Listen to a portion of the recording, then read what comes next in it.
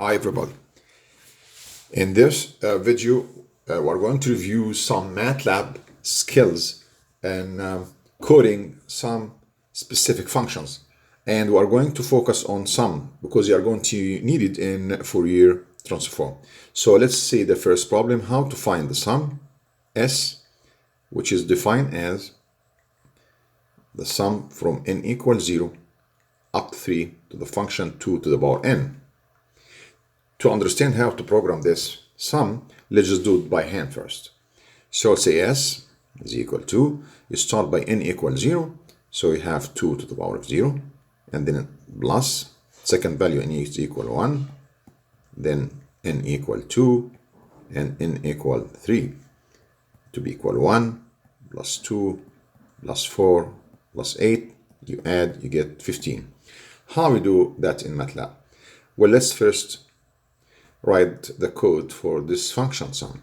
So you can say S is equal to 2 to the power of n. But this will give you only one value. So you have to make the sum. How we make the sum? First, you know that it needs a loop. 4 is equal n. Start from 0 up to 3. And any for loop has an end. So you have to write end here. And you have to have the old value of S when it starts, so it can add every time and update it. So actually what's happened in this equation, when you start by n equals 0, it put 2 power 0, and then you have to have value for the S. Since we didn't start calculating yet anything, you got to initiate this value of S and just put it equal 0. So let's see what's happening here. Now you have n and you have S. This will be the old value and that will be the updated value. Because in any program, when you start to substitute by the values, you substitute the values to the right hand side of the equation, and then the result you put it in the left hand side, the SS. So this one considered to be the old, and the other S, the result or the output of the equation, considered to be the new. We are starting here, before we start the loop, is equal 0. And then n is equal 0, that's equal, and that's, two dots, means up to 3. So the first value is going to be n equals 0. You go here equals 0, the sum, the old S is equal 0, so you have 0 plus 2 to the power of 0, which should be equal to 1. So it go to the end, and it will increase n, will go back to the loop n, so take the second value, 1. So n is equal 1, and S old now is equal 1 from the last time, and then start substituting this equation. S is equal 1 plus 2 to the power of n, the current value of n is equal 1. So you have 2 power 1 is 2, and plus 1 is equal 3. So now that 3, it will go to the old one when it go to n equal 2, and then start substitute. The S old is equal to 3 plus 2 to the power of 2. Now we have 2.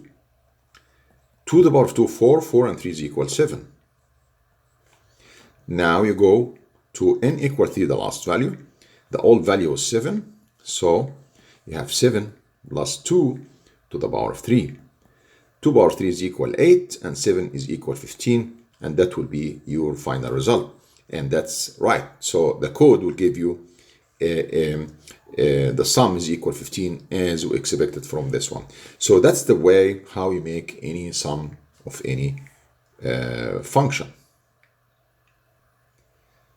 Now let's move to the second problem, how to find the product of two sequences. It's given here the sequence Z is equal X, sequence X, times 2 to the power of n, and n 0, 1, 2, 3. And the sequence X is defined as 1, 2, 2, 1. So how can we do that? Well, let's just do it first by hand. You have X and you have 2 power n. How you find 2 power n as a sequence? You wanna have 2 to the power 0, you have 2 to the power 1, you have 2 to the power 2, 2 to the power 3. to give you a row vector that's equal to 1, 2, 4, 8. So that's 2 power n. How can you do that by using MATLAB? You should first define that n is equal to 0 to 3. So it's equal 0 up to 3. Then the value of x, vector x, you can just type it. 1, 2, 2, 1 is given. You don't calculate, just given in the problem. How to find 2 power n? Just let's call the sequence y n for simplicity. So we'll say y is equal to 2 power n. If you do that, you will not get the right result. Why? Because n here will be changing and it's going to be a row vector. So to do the multiplication, you should put dot before the operation. That's very important. If you do that, and you can check it by MATLAB, you can find this value. We'll bring this row. Now we want to multiply x, and this one we'll call it now y, to get z. You will write z is equal x, and you know the multiplication like that. But if you do that again, it's wrong. Why it's wrong? How can you multiply 2 rows like that? X is equal 1, 2, 2, 1, and you are multiplying by y, which is equal 1, 2, 4, 8. And according to the multiplication rule, it's not valid because you know the number of columns should be equal to the number of rows, second one. The number of columns is equal 1, 2, 3, 4. You have 4 columns, and the number of rows only 1. So it doesn't work. How you overcome this? MATLAB, they have the same nice operation. You just put dot here before the multiplication. When you do that, what will happen? It will multiply it element by element. What does it mean? It means multiply 1 times 1 plus 2 times 2 plus 2 times 4 plus 1 times 8. So this is the way it's going to be performed. So you have to put dot here. In this way, you will get the right answer. So always remember, when you are multiplying 2 row vectors, you got to use the dot before the operation. And the answer for this will be 1, 4, 8, 8. All right. So that was okay. So now let's move to another application, which is really important and going to be used in discrete Fourier transform. You have here 2 sequences, sequence k and sequence 2 power n, and then you multiply, and then you start to make the sum over n from equal 0 up to 3, and then after that you get the expression for k, then you start to apply it for each k. Let's just do it by hand first to understand. Xk is equal to, we'll perform first the sum. So when you perform the sum, you'll put n equal 0, so you have k times n power 0 plus k 2 power 1. I'm just now substituting for n, plus k n 2 power 2 plus k 2 power 3. So you get k plus 2k plus 4k plus 8k. And then when you add, you have 8 and 4, 12, 12, 14, 15. So you have 15k. That's xk. Well, not done. You just did the sum.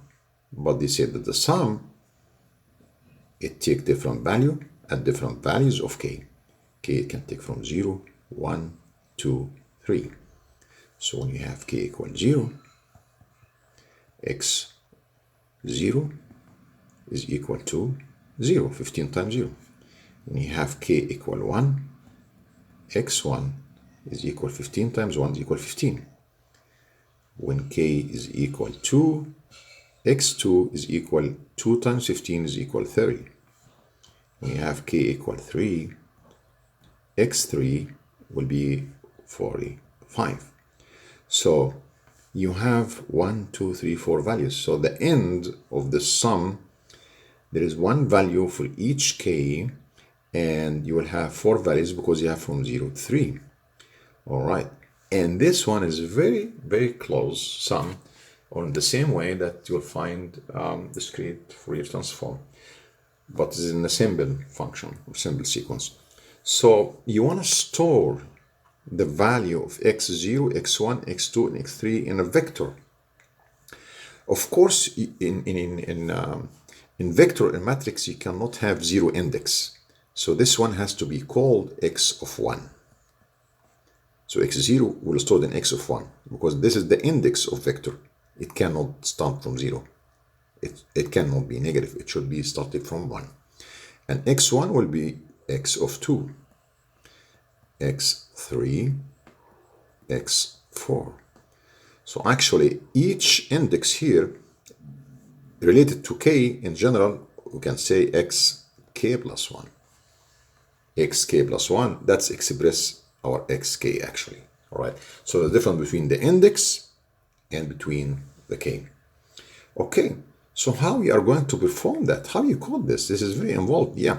Well, it's obviously the first thing you do, that you do the sum inside and then you start substitute. True? All right. So first we'll do the code here. What we are going to do, the loop inside from 0 up to 3. All right. From 0 to 3. Now just we'll make it like in more general. They call this one n minus 1. You will hear it in why? Because we consider n the total number of samples. So you have 0, that's one sample, 1, 2, 3, 4. You have 4 samples. So this number considered to be n minus 1. Because actually when you discrete signal, if you start from 0, you have signal, just take anything, any value, 1, 2, 3. So how many samples do you have? 1, 2, 3, 4. So you say n is equal 4. And if you're starting from 0, the last one will be equal minus 1. Just keep this in mind. All right. Now, we want to do the sum. Well, we agree that we'll do first the sum inside n, and then we'll start substituting the k. We learned from last example how to do the sum.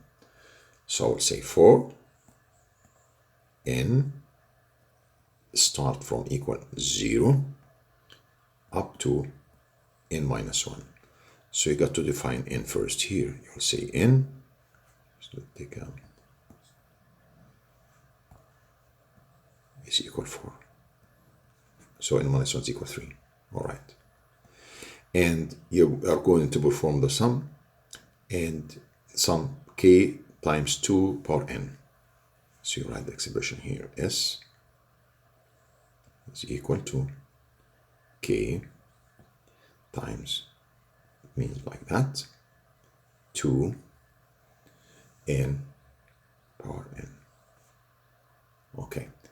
But we know that we have to put s here, all right? So we make sure that the sum is working fine, and then we have to make it initial s is equal 0, as we did last time exactly. And that's for every 4, there's end.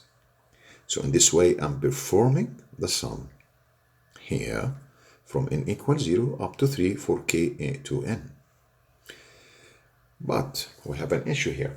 Here you start to put the value n equals 0, it will calculate it, but and s is equal 0, but we are missing the value of k. Okay, great. So what we're going to do, we're going to make the other loop, because k is changing also. So we have another loop for k, start from 0 up to 3 also, which is equal n minus 1. And it has to have an end. So from this for loop, you start by k equals 0, and then you go down, it will perform the summing here for the case when k equals 0, so it has value here. And then when it comes up, jump here to the end, it will go back and take k equal 1, go down, and then make the sum for k equal 1. Okay, it's okay, fine. But there's something. we need to store the value for each k.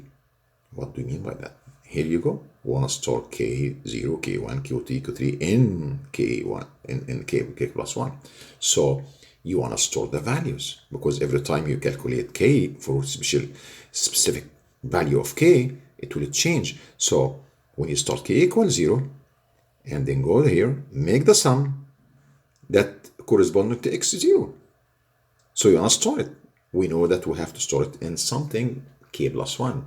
So this sum, whatever the value we got, it will store it in x capital, and you can write here k plus 1. Why you didn't write just k? Because if you write k, the first one is 0. It will not accept it. You will get error. So just add 1. So it means x of 1 is x0. And give you the sum that you just calculate for x of 0. Great. 1. And now we'll store it. And then when it comes here, k was equal 0. Come to the end, still it didn't finish it. Go back again to this loop and take the second value, k equal 1. And then go down here to this loop and start performing the sum. By the way, it's updating. It will every time pass by here by this statement, it will make s equal 0 and fresh calculation, fresh sum for the case when k equal 1, and start to do the right sum of the terms. And after finish end here, it goes down there, k is equal 1, 1 plus 1 is equal 2. That will be the second element in the vector. And the new sum is stored here. So in this way, you are storing the values, and you will get the all values of the x, which will be corresponding to xk here. So this is, really important, because, it's you are going to use this one. So this is like, how to do two loops, so you can calculate for a discrete Fourier transform. And I'm going to give handout with the program, so you can take it and try it. Okay? I hope that was helpful.